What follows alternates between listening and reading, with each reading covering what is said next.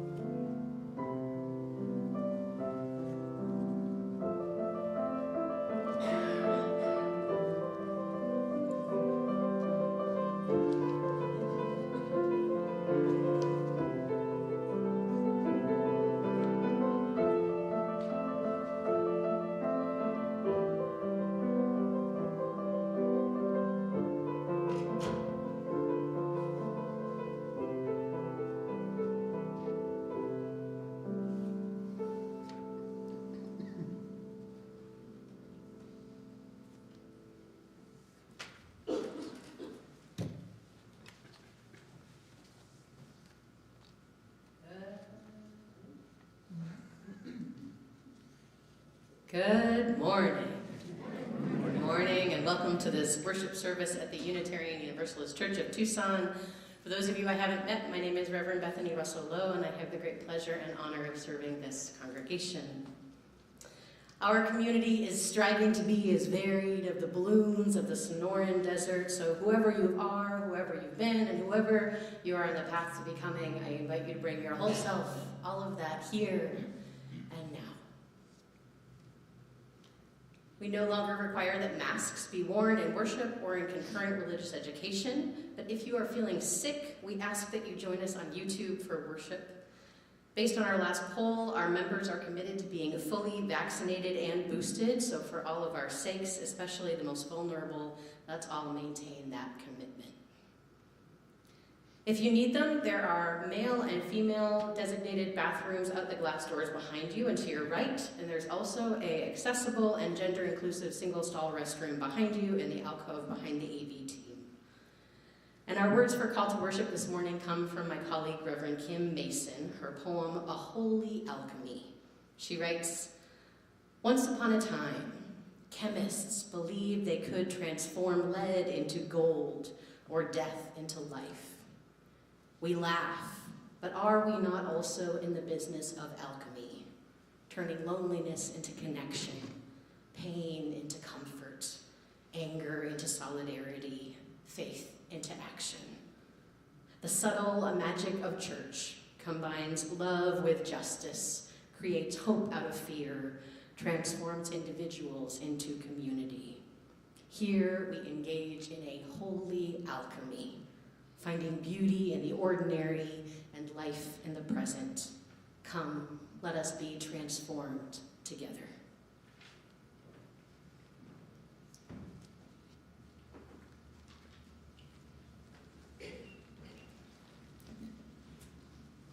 Wow, it's nice to be back up here.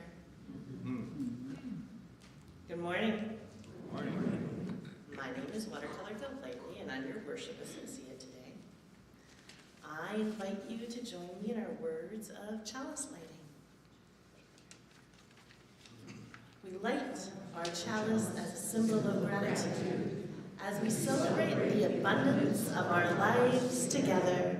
In this sanctuary, we harvest bushels of strengths for one another and offer our crop with the hands of compassion and generosity in the authentic and gentle manner of our connections.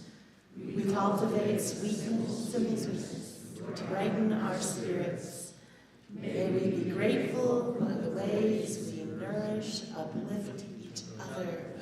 For it is sharing of this hallowed time together that sustains us. For those of you joining us at home, we invite you to light your chalice or your candle as we do here in our sanctuary. Would you please respond in song, singing "For the Earth Forever Turning" by rising as you're willing or able. The words will be projected on the screen, but it's 163 in the hymnal.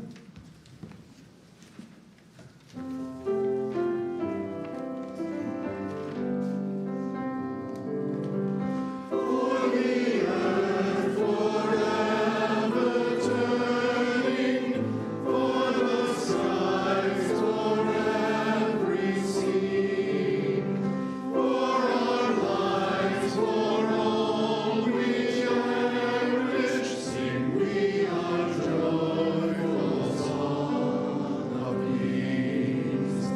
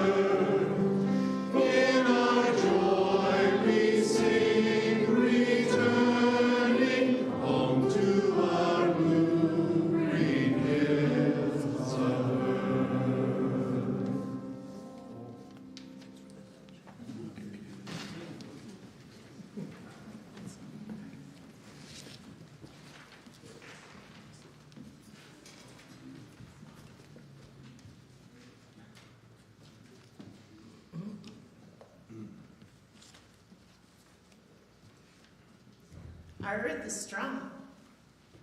It can hold our pain, our joys, our sorrows, our love, our anger. And our shared bowl here in our sanctuary, it's big enough for the big rocks. Those symbolize our collective griefs, our collective joys. And for the smaller rocks that are added to signify the individual joys and sorrows brought into the room today by each and every one of us. Let us remember the desert people who came first to this place. We honor the Hohokam, the Yavapai, the Tohono O'odham, and the Yaqui, and the people who no longer exist as tribal entities here in Arizona. We who live in the desert, we know that water is life. Water is a life-sustaining and scarce resource. Let us remember those who are walking in our desert today without access to water. We also bring to mind those who are seeking to assure greater access to water in the desert in general. We pour water from a plastic jug similar to the ones used by our ministry partners, No More Deaths. If you have a joy or sorrow today, you can go to menti.com. There's a code on the screen, and you can enter that code for us to share together in the sanctuary. If you're here in the sanctuary and you wish to put your thoughts into Menti but need a little help, Brian Moon's here. And you can go on over there and he will help you enter it. For those of us in person, we invite you to come and choose a rock. We would like you to make a line down the aisles and the center aisles and return to your seats to the sides if possible to keep the traffic flowing. But please come and join us with your joys and sorrows.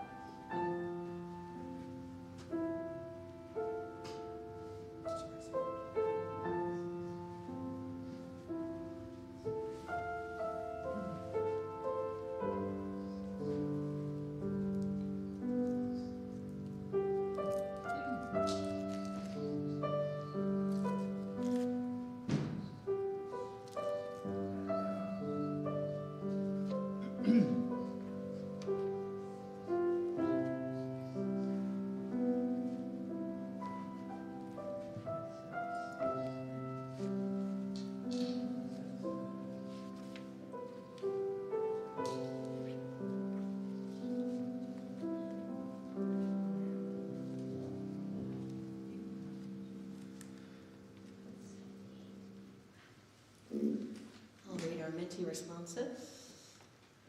Grateful I can be on community even when I'm at home not feeling well, so grateful for the work towards accessibility UUCT does.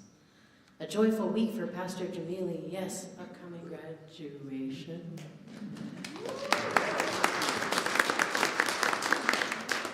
I miss you all next week, but I'm grateful for the opportunity to visit with my daughters and Florida friends.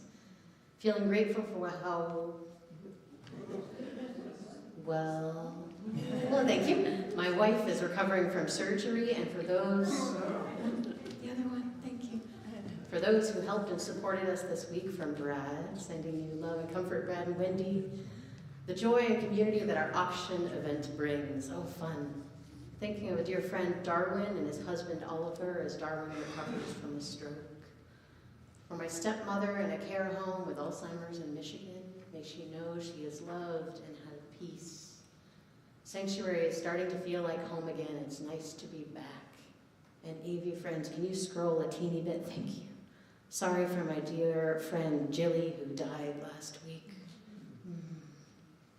And in my household, the Sunday before Mother's Day is Stepmom Day. Please join me in recognizing all of the wonderful stepmoms. Yes, we see you and all of them.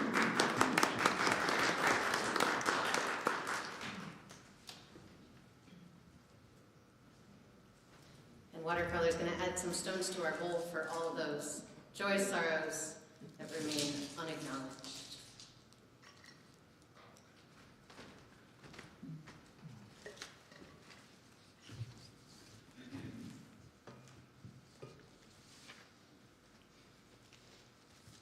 Cultivating trust is an organizing strategy. Lessons from mycelium mushrooms by Adako Yuto. Mycelium mushrooms have been one of my greatest teachers of trust. The word mycelium means more than one. The mycelium organism is a dynamic root system of mushrooms that utilizes trust and as a mechanism to build and sustain a vast, reciprocal, underground network that connects the roots of trees and plants and skillfully shares nutrients and resources to support the health of the entire ecosystem with which it moves. This mycelial network cannot exist without trust.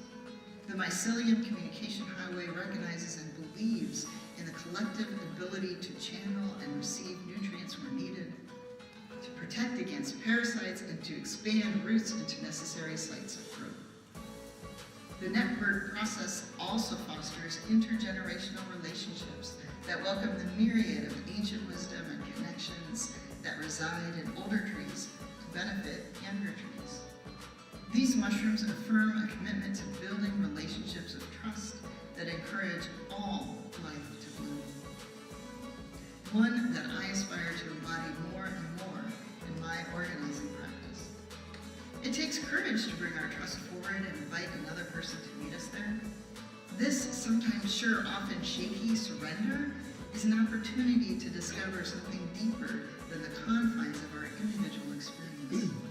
A catalyst to grow beyond ourselves, to find the places where love can exist even when we are unsure of the destination.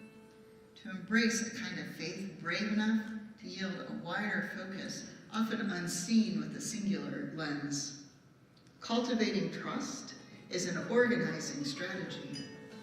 It illuminates the distinct potential to generate meaningful communication, yield collaboration grounded in sustenance, bolster a collective commitment, and acknowledge competence and worth. Trust intercepts blame and attack and invites care and compassion to take the lead. It takes the time to ensure that practices are aligned with values. In times of crisis, trust knows that you won't be intentionally hurt by comrades. It relies on our imagination's harvest and initiates possibility filled with hope and inspiration. It encourages us to delegate and share our work so imbalance dissolve and burnout fades. Trust invites us to come together for the sake of collective liberation.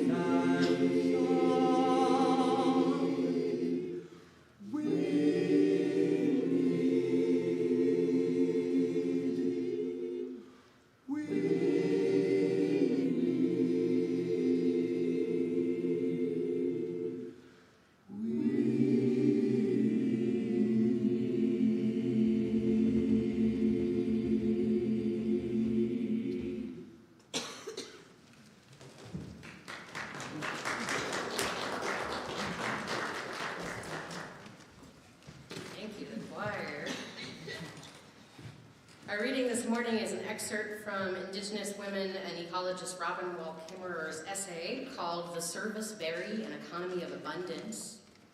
In this essay, Dr. Kimmerer explores how the abundant ecology of the service berry might positively influence us away from market and capital-driven economic systems and towards an economy that centers relationship. The whole essay is excellent. It is 9,000 words of excellence, and I highly recommend you go read it. This excerpt is a story within the essay about Dr. Kimmerer's friend Polly inviting Kimmerer over to pick service berries on Polly's farm. She writes, "Polly invited me to come pick berries at her farm, service berries, for free. I asked her why she did it, especially in these pandemic days when every small business is struggling to make ends meet. Well, they're so abundant. There's more than enough to share. And people could use a little goodness in their lives now. Everyone's so sad," she said, "but in the berry patch, all I hear are happy voices. It feels good to give that little bit of delight." Now, Polly has a reputation to uphold, Kimmerer writes, for being no nonsense in her approach to life, so she qualifies her explanation. "It's not really altruism," she insists. "An investment in community always comes back to you in some way. Maybe people who come for service berries will come back for sunflowers and then for the blueberries. Sure, it's a gift, but it's also good marketing. The gift builds relationship, and that's always a good thing. That's why we produce here. That's what we produce here, relationship with each other and with the farm." Kimmerer goes on, "The currency of relationship can manifest itself as money down the road because they do have to pay the bills. Free berries might translate to better pumpkin sales because people who will want to come back to a place they have a relationship with. People feel like they get something more than they paid for," Polly explains. "They learned about a new food or watched the kids climb on hay bales. Good feelings are the real value added. Even when it's paid for as a commodity, the gift of relationship is still attached to it. And that customer who comes to view the smell of ripe berries and the view of lambs on pasture and the memories of their kids climbing on hay bales, they just might vote for the farmland preservation bond in the next election. And that's a fine return on investment from a free bucket of berries." Kimmerer concludes, "I cherish the notion of a gift economy. that we might back away from the grinding market economy that reduces everything to commodity and leaves most of us bereft of what we really want: relationship and purpose and beauty and meaning, which can never be commoditized. Thank you. I knew someone would say it for me. I want to be part of a system in which wealth means having enough to share, and where the gratification of meeting your family is not poisoned by destroying that possibility for someone else. I want to live in a society where the currency of exchange is gratitude and the infinitely renewable resource of kindness, which multiplies every time it is shared, rather than depreciating with use. That ends our reading.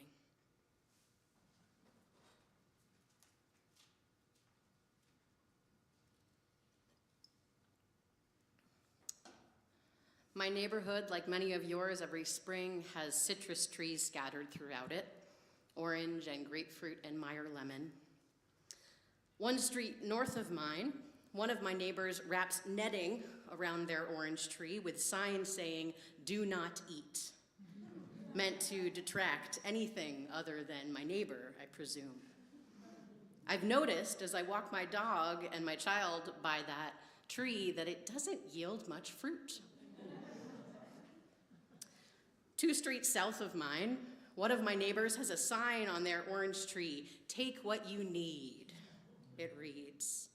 And I've noticed as I walk my dog and my kid by that that tree yields a huge harvest of citrus year after year. It's never bare. Now, I'm no botanist, but Dr. Robin Wall Kimmerer is, the author of that essay this morning, and I wonder if she has any theories about my neighborhood citrus trees. Her essay on service berries is stunningly beautiful. I recommend it to everyone. It's linked in this morning's email. If you didn't get it, let me know and I can send it on. In it, Dr. Kimmerer offers, I'll correct myself, 6,000 words about this one type of berry and how seeing the interdependence of that single berry bush in its ecosystem could help us move towards an economy that is more equitable, relational, ecological, and just. The ecology of service berries is a gift economy, which Dr. Kimmerer proposes as an alternative to our capitalistic global economy. And Dr. Kimmerer describes a gift economy this way. She writes, "In a gift economy, wealth is understood as having enough to share, and the practice for dealing with abundance is to give it away. In fact, status is determined not by how much one accumulates, but by how much one gives away. The currency in a gift economy is relationship, which is expressed as gratitude, as interdependence, as the ongoing cycles of reciprocity. A gift economy nurtures the community bonds that enhance mutual well-being. The economic unit is we rather than I, as all flourishing is mutual." Imagine how our world would be different if our economy operated this way. If to be wealthy was to have enough. If the solution to overabundance was to give it away. If status were determined by how much one gave away.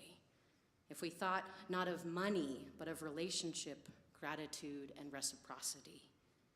If mutual flourishing were the goal we all shared. And we can imagine it a little bit, at least here, because we practice the values of a gift economy in little and big ways already. In Dr. Kimmerer's essay, nestled into this discussion of ecology and economy is this story of Polly's Farm. And as I read this essay, searching for something to share with you all, I got to Polly's Farm and I said, oh, that's church, where the berries are free and where economy is built on relationship. To be part of a Unitarian Universalist congregation is to be part of something like Polly's Farm. We both offer services free of monetary charge with a relationship goal. Both we and Polly's Farm operate primarily in an economy of relationship. But like Polly's Farm, this church, is not free to run. It takes a great amount of labor and resources to keep this place going. Church is not necessarily free. It costs close to $500,000 to make this place run, and it takes many thousands of hours per year, paid and unpaid, to keep our services and classes running, our groups thriving, and our buildings working. Church is not free, but we offer what we offer free of charge because, like Polly, we operate in an economy of relationship. When we view our economy as relational, the goal shifts. In a relational economy, the goal is transformation, not an overflowing sanctuary every Sunday or an overflowing offering basket is the thing our mind does. In a relational economy, the goal is spiritual growth, not a religious education program that is reminiscent of bustling classrooms and overflowingness of children that we used to operate in. In a relational economy, the goal is to care for and nurture each other, not achieve that dream budget. If we focus on these goals of transformation and growth and care, we have faith that the other things will come, or not. But even if they don't come, we will still be full of wealth. If in an economy of relationship, if we are meeting together and growing in our relationship, we are wealthy. There is only an absence of wealth in an economy of relationship if we don't participate authentically and show up as our whole selves. Which leads me to the question, what if everything we need is already here? What if everything we need is already here? To take part in this economy of relationship, we need to really trust that what we need is here. What we need to feel welcome just as we are is here. What we need to feel belonging is here. What we need to feel that we are part of something bigger than ourselves is here. What we need to be held in our joy and our sorrow and our pain and our anger is here. What we need to learn and grow and offer wisdom to others is here too. If we dream as big as we dream, there will never be enough people or time or monetary resources to achieve it all. But if we dream from a place of relationship, that what we already need is here, we will be wealthy. And if we can trust this, the rest will come, whatever that means. The poet Amy Schmidt once wrote, "It is impossible to be lonely while zesting an orange. Scrape the rind, soft rind once, and the whole room fills with fruit. Look around. You have more than enough. Always have. You just didn't notice it until now." As we move towards this end of our church year and the beginning of another, may we remember the abundance of orange zest. May we remember the economy we are seeking to model here. May we remember to stay close, to put relationship first, and remember that we are each other's.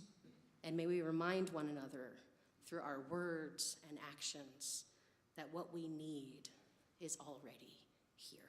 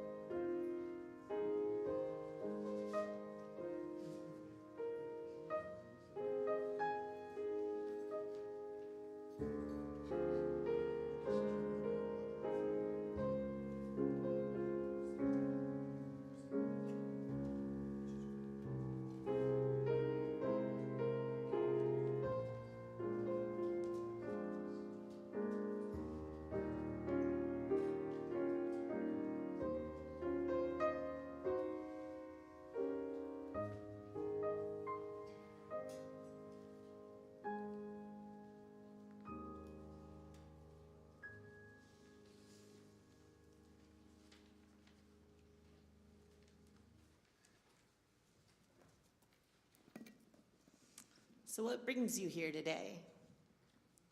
Did you come for the music? Did you come for being together? Did you come for transformation? Did you come for spiritual growth? And will you help us achieve our dreams by sharing? An offering will now be taken.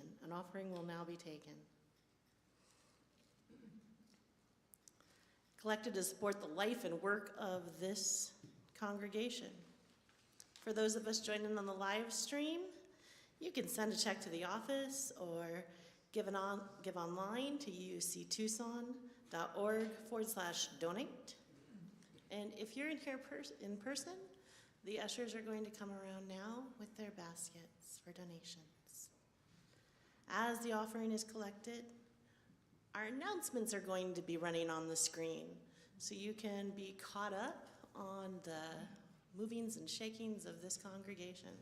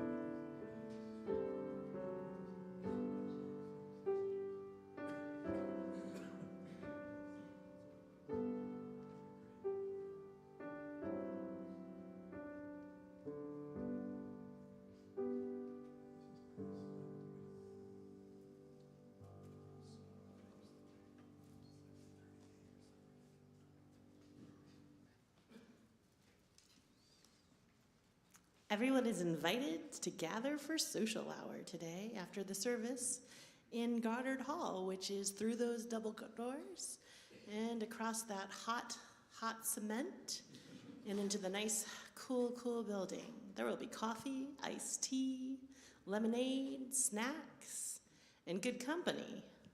Social hour food and refreshments are free for all to partake. Donations are appreciated, and they do help cover the costs.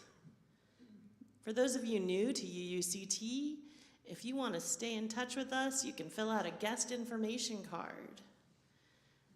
That's in the Welcome Center in Goddard Hall.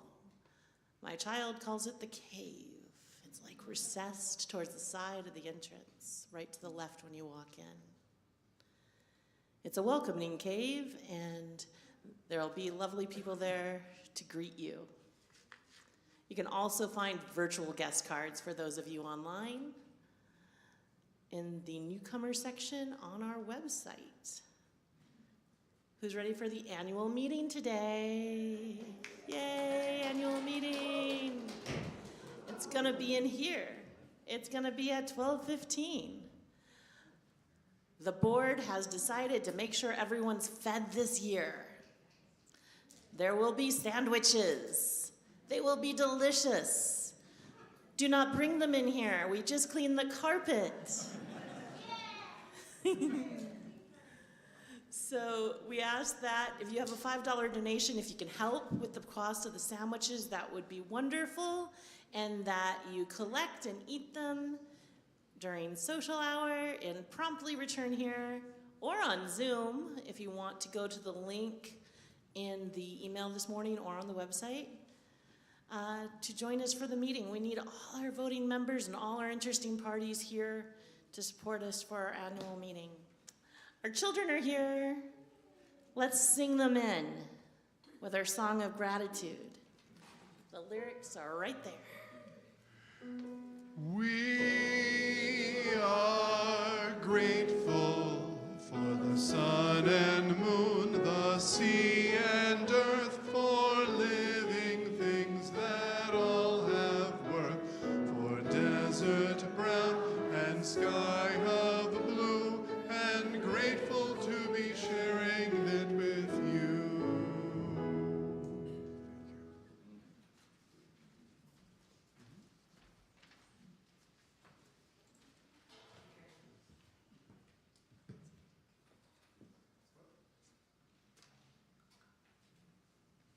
We are now moving towards our flower communion, which is a volunteer recognition flower communion, heavily borrowed from a script from my colleagues Reverend Lucy Bunch and Reverend Tara Landers, with permission. Today we celebrate the gifts that so many of you have brought to this community. We appreciate all who bring their open minds, their open hearts, their helping hands, and loving spirits to support the ministries of this congregation. We come together to deepen our personal lives, move towards just relationship with other communities, and bring healing and peace to the world. The ways we do this are many. Each flower from our altar will represent a part of our care, a piece of all the wonderful people and activities that make our community vital and whole. For each area of care, we will invite people who have contributed to rise as they are able, or raise a hand if rising is not in the cards today, and be recognized with a flower. Our children and youth will be handing out the flowers, and please remain standing or with a hand raised until the congregation has finished singing and the flowers are all handed out. While our kids pass out flowers, we will be singing a song that we are going to practice now. And as we're practicing, if you're helping lead this ritual, would you come join me up here, board members and Pastor Jamili? The song is very simple. The words are, "What we need is here," and they repeat, and it goes a little something like this. The choir will sing with me in unison. What we need is here. What we need is here.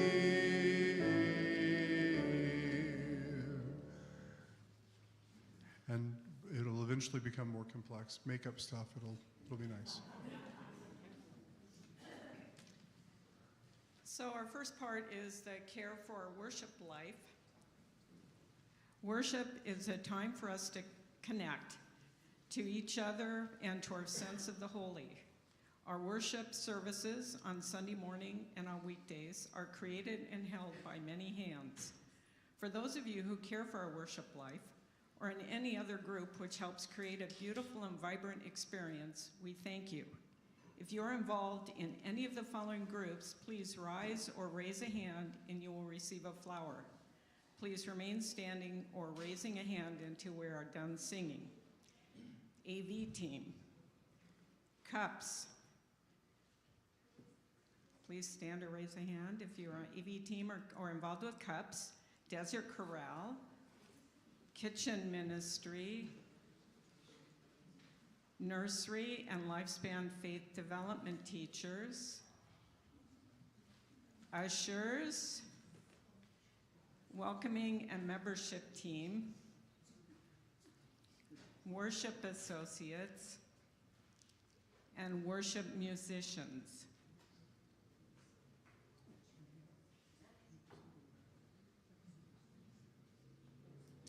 I'm not going to leave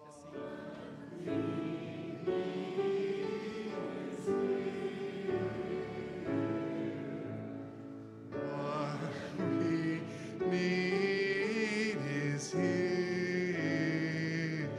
Time, please. What we need is here. What we need is here.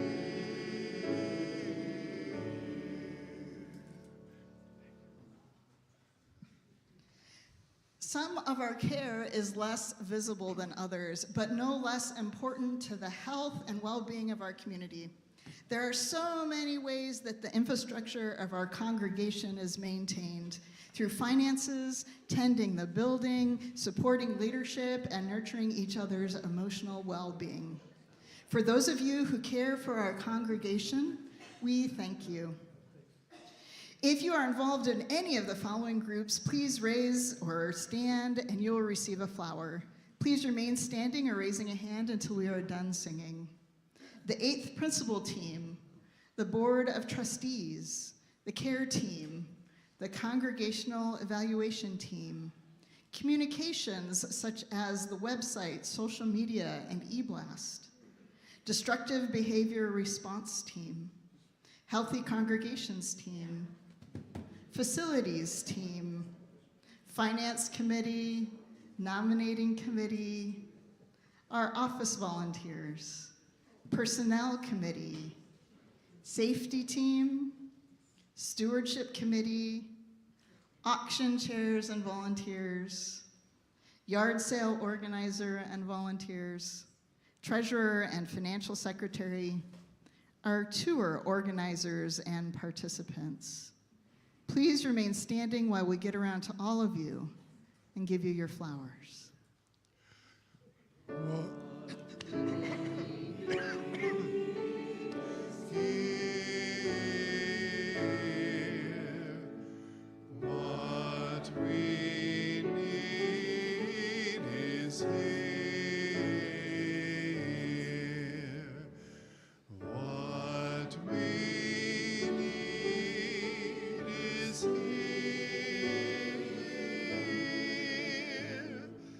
What we need is here.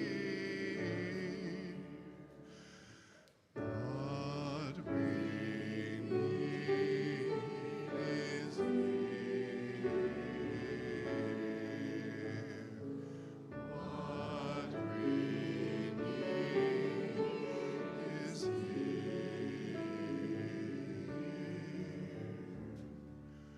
What we need is here.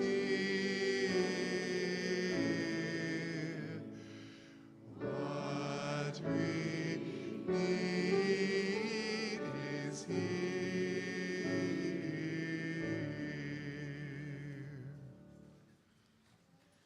Some of our care takes place outside of our campus to ensure that the inherent worth and dignity of every being is honored and respected.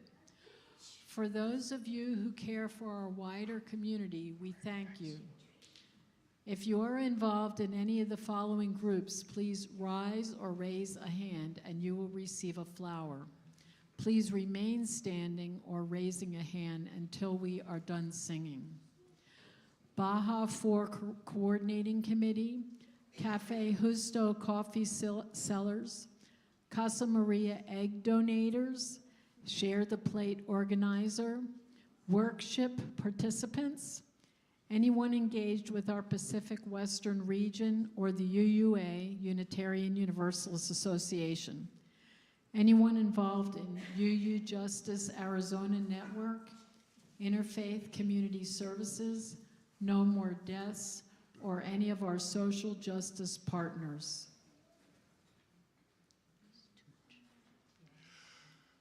What we need is here.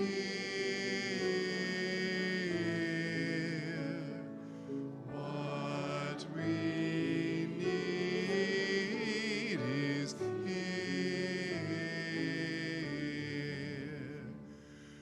What we need is here.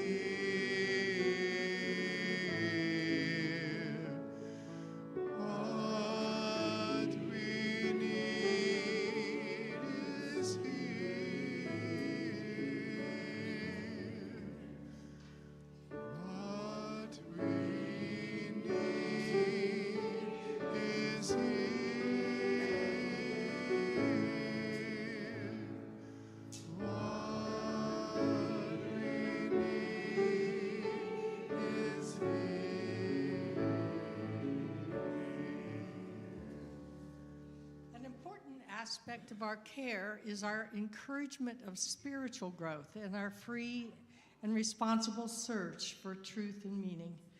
As Unitarian and Universalists, we have the gift of being able to pursue spiritual growth in many ways. For those of you who care for our mind, heart, body, spirit connection, we thank you. And if you're involved in any of the following groups, please rise or raise a hand and you will receive a flower. Please remain standing or raising a hand until we're done singing. Book club, grief and loss group, OWL leaders and participants, parenting groups such as POPs and Raising Adolescents, quilters, spirited conversations, T-birds, Thursday community at Tucson Coffee Roasters. What we need is here.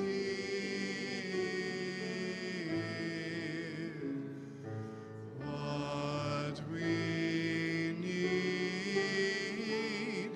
is here.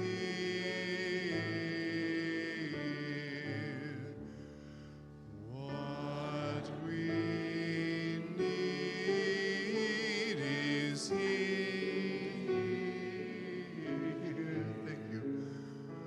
What we need is here. What we need is here.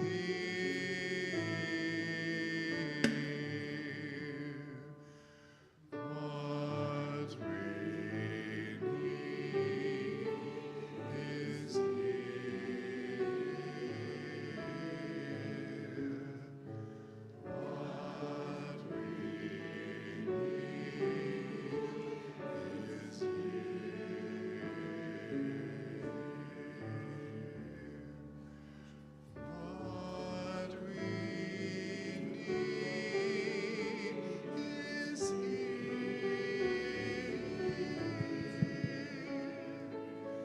What we need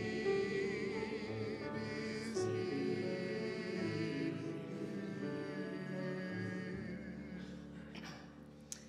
Some of you have a flower, and many of you have many flowers. There may be a few people here who are kind of like who are like seedlings. They are just beginning to open up to their gifts to the Unitarian Universalist Church of Tucson. So if you have multiple flowers and someone near you has no flowers, would you please turn to them now and offer them one of your flowers as a way to symbolize that the UU Church of Tucson is always ready to receive their gifts they have to offer. Let's make sure everybody has a flower. Look around, even if you don't think you need to.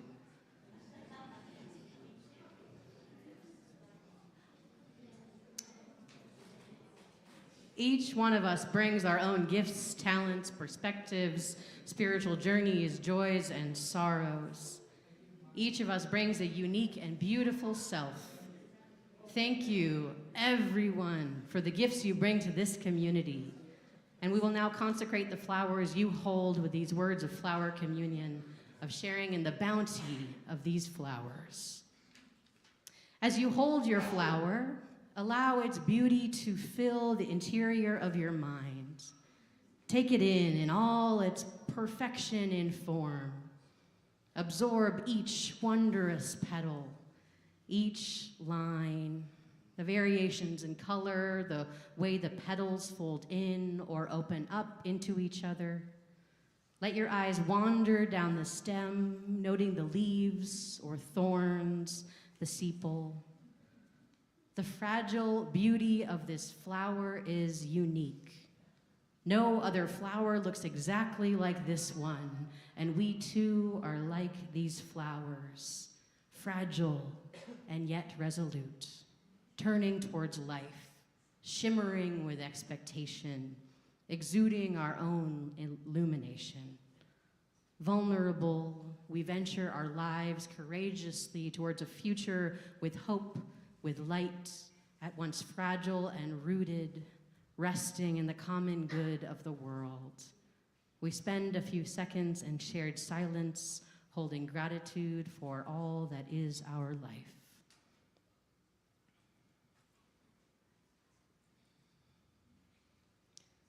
And now look away from your own flower and turn to your neighbor's flower. Admire its beauty, its uniqueness. And now, if you are willing, look up from the flowers and look around at the people who surround you. Really look around. If you make eye contact with someone, hold it for a few seconds. Smile if you feel moved. When you look into another's eyes, notice their uniqueness. Notice their worth. With a smile, say, I see you. I acknowledge you. You are worthy of love and care. You matter to me. And we will end our flower communion with a prayer written by Dr. Norbert Chapek, who was the originator of the first flower communion. In the name of love, we celebrate the friendships found here.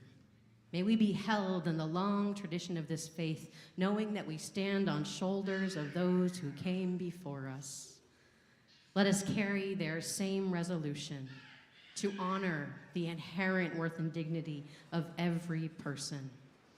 May we gather strength from these good people, knowing that the spirit of love and life unites us. And may we endeavor for a more perfect, more peaceful, more grace-filled life. Amen. Amen. Blessed be. Our final song today is hymn 1010, which is in the teal hymnal, and the choir, you'll need to hear this. Instead of the word, the time we share, we're going to sing these flowers we share, which is what everyone else will see on the screen. When they stand, as you're able, and join in, we give thanks.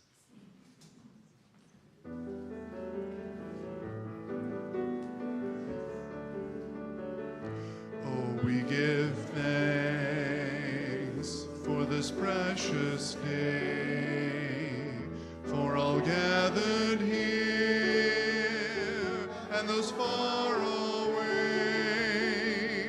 for these flowers we share with love and care.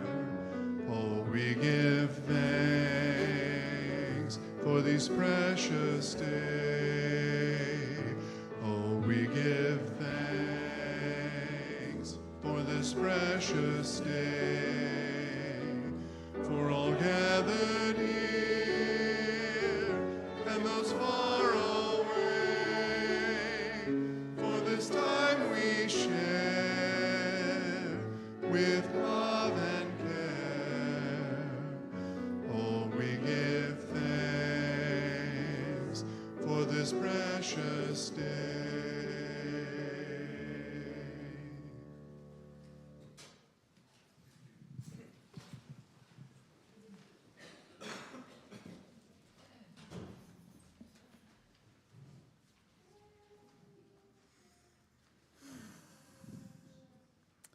Our words of chalice distinguishing today come from Reverend Tess Baumberger. She writes, "O Spirit that calls us from the enclosures of the familiar into the savanna of the unknown, the unknowable, help us remember that ours are not the only hands, that we have only to expand our reach in order to touch others who share with us this journey, this great undertaking, O vast love that lures us from the strictures of selfishness into the vast terrain of generous living. Return us to refresh ourselves from the deep well, to rest in this oasis whenever we are weary or disheartened, until we can resume with our joy the abundance of our ministry. So may it